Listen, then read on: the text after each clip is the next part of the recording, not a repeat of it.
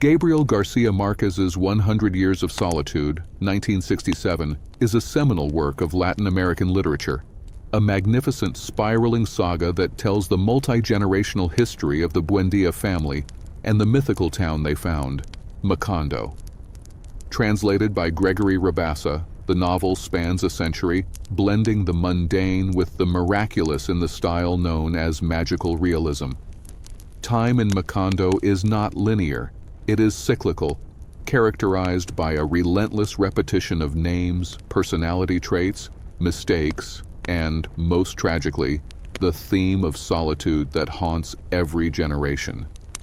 The novel serves as a mythical history of Latin America, charting its transition from an isolated, Edenic state to a place ravaged by civil war, foreign economic exploitation, and ultimate ruin. The narrative begins with one of the most famous lines in literature. Many years later, as he faced the firing squad, Colonel Aureliano Buendía was to remember that distant afternoon when his father took him to discover ice. The Founding and the Prophecy, José Arcadio Buendía. The saga begins with José Arcadio Buendía and his wife, Ursula Iguarán, who are first cousins. They flee their hometown after José Arcadio kills a man named Prudencio Aguilar following a cockfight. Their primary motivation for leaving is a deep-seated fear of the family curse, the possibility of having a child born with a pig's tail due to their incestuous relationship.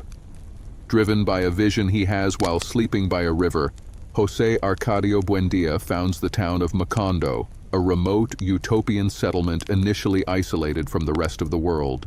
Macondo's first contact with the outside world comes through the periodic visits of Melquiades and his nomadic gypsies, who bring wondrous inventions.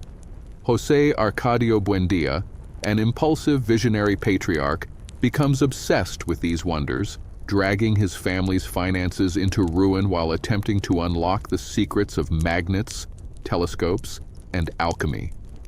Melquiades, who returns to Macondo multiple times, gifts José Arcadio Buendía a set of cryptic, coded manuscripts, which supposedly contain the Buendía family's entire history, written in Sanskrit. This prophecy hangs over the family from the very beginning.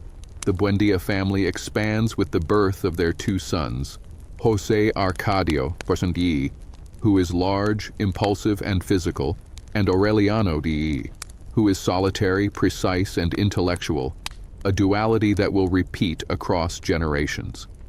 Ursula, the fierce, practical matriarch, is the anchor of the family, focused entirely on maintaining the home and preventing the pig's tail curse. The peaceful solitude of Macondo is briefly broken by a plague of insomnia, which also brings with it amnesia. The townspeople start to forget the names and functions of everyday objects. José Arcadio Buendía attempts to combat the amnesia by labeling everything, but the entire town is saved only by the return of Melquiades, who cures them with a magical potion. Following his eventual natural death, Melquiades returns to the Buendía house as a resident ghost, reinforcing the house as a place where the barrier between life and death is thin. José Arcadio Buendía, consumed by his scientific obsession and inability to perceive time, descends into madness and is eventually tied to a chestnut tree in the backyard, where he remains until his death, surrounded by Ursula's fierce loyalty. War and Isolation, Colonel Aureliano Buendía. The second generation's story begins with the physical and emotional turbulence of the growing family. José Arcadio, the older son, runs away with the gypsies, leaving behind a pregnant Pilar Ternera, a local woman who reads fortunes and serves as a kind of sexual catalyst for the Buendía men. She gives birth to Arcadio. The Buendía house also takes in an orphan named Rebecca, who arrives carrying a sack of her parents' bones and eating dirt and whitewash, a fantastical introduction to her role as a source of upheaval. The second son, Aureliano I, becomes the novel's most famous figure, Colonel Aureliano Buendía. His life is defined by the arrival of political strife. When the peaceful town is interrupted by the rise of the rigid conservative government, Aureliano's sense of justice is inflamed. he takes up arms for the Liberal Party, launching himself into a solitary, endless life of conflict. Colonel Aureliano Buendía is legendary. He fights in 32 civil wars and loses every single one. He is sentenced to death by a firing squad multiple times, only to be saved at the last minute by his brothers or friends. During his years of wandering and war, he fathers 17 illegitimate sons with 17 different women. Each son arrives on the same day, named Aureliano, and is marked with a distinctive patch of ash on the forehead. Back in Macondo, the house is consumed by a tangled web of love and jealousy. The Italian music teacher Pietro Crespi courts both Rebecca and the daughter Amaranta. When Rebecca chooses the newly returned, enormous, tattooed, and impulsive José Arcadio I, Amaranta is consumed by a lifelong solitary jealousy that expresses itself as a destructive inability to love. She vows to prevent the marriage, a failure that haunts her for the rest of her life. Rebecca and José Arcadio I marry and become reclusive, living separately from the rest of the Buendía clan. Colonel Aureliano Buendía eventually returns home, utterly disillusioned with war, living out his remaining years in the solitude of his workshop, endlessly making tiny goldfish, melting them down, and starting again. A physical manifestation of the cyclical, meaningless nature of his political struggle. The reign of pleasure and death, Arcadio's tyranny. The third generation begins with Arcadio, the illegitimate son of José Arcadio I, and Pilar Ternera, who is left in charge of Macondo during a period of liberal control. He swiftly transforms into a cruel, petty dictator, ruling by decree and terror. His reign is brief and ends violently. When the conservatives retake the town, Arcadio is executed by a firing squad. His death, however, allows for the birth of his daughter, Remedios, and his wife, Santa Sofía de la Piedad, who had been substituted for Pilar Ternera. The period is marked by death, madness, and deep solitude. The patriarch, José Arcadio Buendía, dies tied to the chestnut tree, his passing marked by a rain of yellow flowers that descends upon Macondo, a miraculous event that underscores the town's unique relationship with reality. José Arcadio I dies mysteriously, his blood flowing in a continuous, defiant stream across the town and into the Buendía house, defying logic and physics. The primary female figure of this generation is Remedios the Beauty, Arcadio's daughter. She is so ethereal, pure, and dangerously beautiful that men die of love or despair for her. Remedios lives in a state of sublime, uncomprehending innocence, completely detached from the world's trivialities and societal conventions. Her life culminates in one of the novel's most iconic magical realist moments. She ascends to heaven in broad daylight, surrounded by laundry, literally floating away from Macondo and leaving the family speechless. Meanwhile, the matriarch Ursula Iguaran continues her tireless campaign to preserve the family and prevent the curse, often resorting to scrubbing, mending, and rebuilding the house after every generation's excesses. Her efforts are challenged by the solitary retreat of Colonel Aureliano Buendía, who now spends his days muttering aphorisms and making his gold fish, estranged from all human emotion and companionship. The Buendía house, though full of people, is now a labyrinth of individual solitudes. The end of innocence, progress, and the banana company.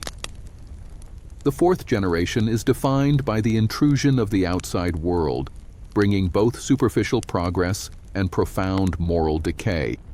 The arrival of the train, electricity, the telephone, and the cinema shatters Macondo's primordial solitude, forcing it into a corrupted form of modernity. The central figures are the twins, Aureliano II and José Arcadio II, sons of Arcadio and Santa Sofía de la Piedad, who are practically indistinguishable and may have accidentally switched names in childhood. Aureliano II is expansive, hedonistic, and obsessed with the pursuit of love and wealth. He spends his life in a passionate, turbulent love triangle between his proper conventional wife, Fernanda del Carpio, who brings her rigid aristocratic sensibilities to the house, and his earthy, vibrant mistress, Petra Coates, whose animals mysteriously multiply when they make love. José Arcadio II is quiet, introspective, and eventually finds his calling in the political struggle. He becomes a union leader for the workers flooding Macondo. The fatal economic intrusion is the arrival of the United Fruit Company, a thinly veiled reference to the American companies that exploited Latin America, which sets up a massive banana plantation on the outskirts of Macondo. This brings foreign managers, the North Americans, who live in a secluded, fenced-off enclave, wealth, corruption, and a massive influx of desperately poor laborers. The banana company alters the very climate and social structure of Macondo, destroying its natural environment and introducing an exploitative, imperialistic social order. As the town changes, the matriarch Ursula grows blind, but through sheer force of will and an acute memory of the house's layout and the family's habits, she hides her condition for years.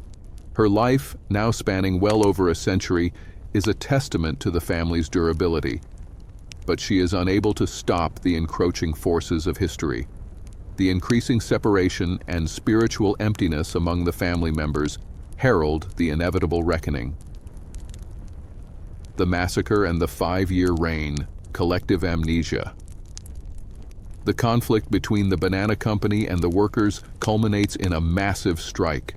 José Arcadio II leads the demonstration, demanding fair treatment and basic sanitary conditions. The company and the military respond with brutal force. The striking workers gather in the town square, where they are surrounded by the army. The general gives the demonstrators 5 minutes to disperse. When they refuse, the soldiers open fire. In one of the novel's most harrowing chapters, the military massacres over 3,000 men, women, and children. José Arcadio II survives the slaughter, crawling onto a freight train where the dead bodies are being loaded. He sees the train, impossibly long, heading for the coast to dump the bodies into the sea. He jumps off the train and returns to Macondo, frantic to tell the townspeople the truth.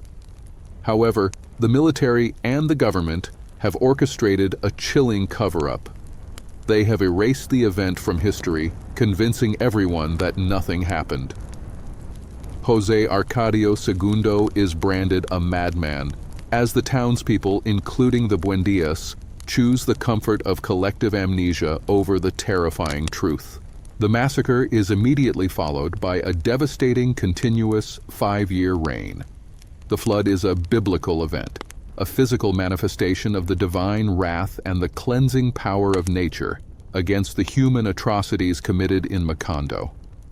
The rain destroys the banana company's operations, washes away the last remnants of modernity, and physically reduces Macondo to a swampy ruin. During and immediately following the rain, the last remaining pillars of the family's stability fall. The resilient matriarch Ursula Iguaran dies, finally yielding to the decay of time. Her death, followed by the death of her solitary sister-in-law Amaranta, who dies after literally knitting her own shroud and announcing her own departure, leaves the house without its moral and historical anchors. The town and the Buendía house fall into a state of irreparable decline, becoming moldy, cluttered, and haunted by the past. The final solitude, incest, and the coded manuscript. The final generations live amidst the ruins of the Buendía house, which is now a ghost-ridden, trash-filled mausoleum of its own past. Fernanda del Carpio and the twin Aureliano II die, leaving their children and grandchildren adrift in a terrifying final solitude. The last of the Buendía descendants, a boy named Aureliano, the last, grows up virtually alone, consumed by the mysteries of the house and the coded manuscripts of Melquiades, which he finds in the deceased gypsy's mysterious laboratory. He lives in a house of ghosts and debris, occasionally visited by the last living Buendía woman, Amaranta Ursula, daughter of Fernanda and Aureliano II, who returns from Europe with her naive husband. Amaranta Ursula, energetic and determined, attempts a final futile effort to restore the decaying mansion and, in doing so, awakens the passions of the solitary last Aureliano. Despite Ursula's century-old warnings and the ingrained fear of the curse, the two engage in a passionate, incestuous affair. This relationship is the final, fatal repetition of the family's defining mistake. Amaranta Ursula dies giving birth to the final Buendía child, a baby boy. The boy is born with the feared genetic defect, a pig's tail. The curse is fulfilled, signaling the end of the line. The last Aureliano, crushed by grief, loneliness, and the realization of his terrible mistake, is left entirely alone with his cursed infant son. He returns to Melquiades's manuscript, now finally able to decipher the code. As a massive apocalyptic hurricane begins to sweep Macondo off the map, the last Aureliano translates the manuscript. He discovers that it is the complete, true history of the Buendía family and the town, written by Melquiades a century earlier. He reads that every event, every name, every love, and every tragedy was preordained and chronicled before it happened. The final line of the manuscript reveals the ultimate, tragic fate. The last Aureliano reads that he will not have time to finish the manuscript because the city of mirrors, Macondo, will be swept away by the wind and removed from the memory of men, and that races condemned to 100 years of solitude did not have a second opportunity on Earth. The final Buendía is destroyed along with Macondo, wiped from existence in the hurricane, completing the cycle of history and sealing the family's destiny in eternal solitude.